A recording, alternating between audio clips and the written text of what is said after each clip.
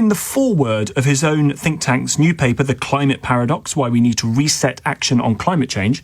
So Tony Blair wrote this: political leaders, by and large, know that the debate has become irrational, but are terrified of saying so for fear of being accused of being climate deniers.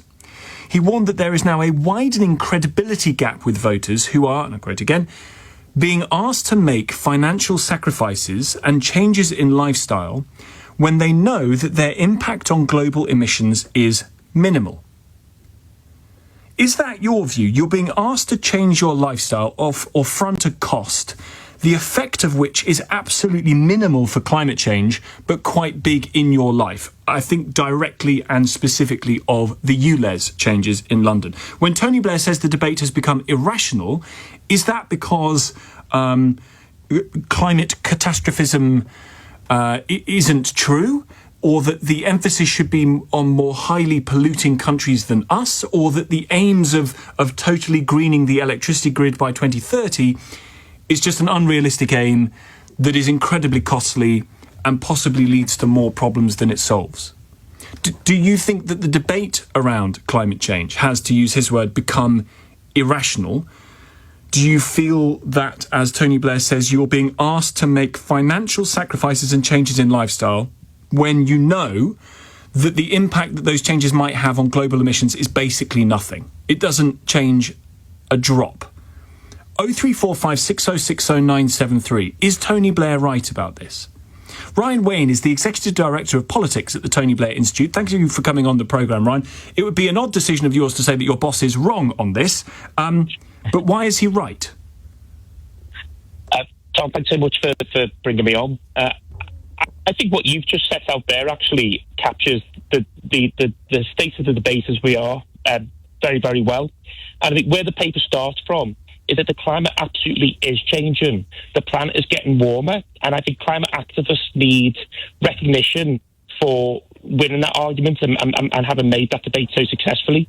Where it starts to fall down is, and Tony used the word irrational in his forward, is what is the policy agenda? What do we need to do both in this country and globally? Because remember, emissions do not respect borders.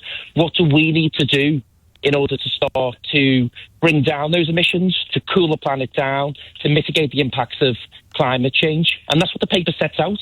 And it calls for a refocus. It calls for a focus on the use of technology, particularly and specifically carbon capture technology. And it calls for a change to the global COP process, all recognising, and this is where the irrational messaging comes in, all recognising that rational human beings and developers and businesses and countries, particularly developing countries, they will always go to the cheapest, most cost-effective option, particularly when there's a cost of living crisis. So which part of the debate then, Ryan, specifically has the Tony Blair Institute or Tony Blair himself found to be irrational? It's where the priority is and the focus of the debate, which is on how do we get to net zero as quickly as possible in a country like Britain, where facts are facts. We are responsible for less than 1% of global emissions. And whilst we should be aiming for that, so this is not about trying to change that objective. I think it's about where political will and focus goes. And that political will and focus has got to be in this country into the research and development and innovations that could supercharge some of the technology that we've talked about. Yeah, and in the paper, I think you talk about nuclear specifically, but also fusion as part of that. The government would say it agrees on carbon capture. It's investing tens of billions of pounds into that technology. So I guess you're singing from the same hymn sheet on that tech. So is it the speed of change that's being asked for here that you think is leading to irrational decisions? I think it's the speed and focus, and also just the fundamental recognition that emissions do not respect borders. So this is a global problem.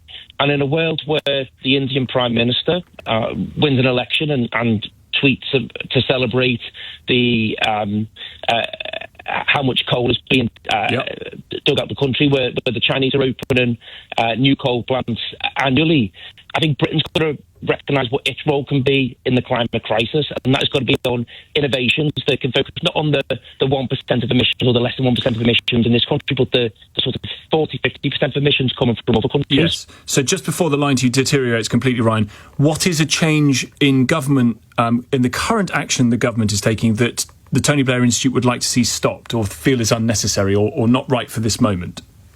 I think it's more a shift in focus and priority, and then working out what Britain's contribution needs to be on a global stage, and making sure that we are equipping people and industry domestically in order to do that and deliver that. All right. Ryan, thank you. Ryan Wayne, Executive Director of Politics at the Tony Blair Institute. 4:10.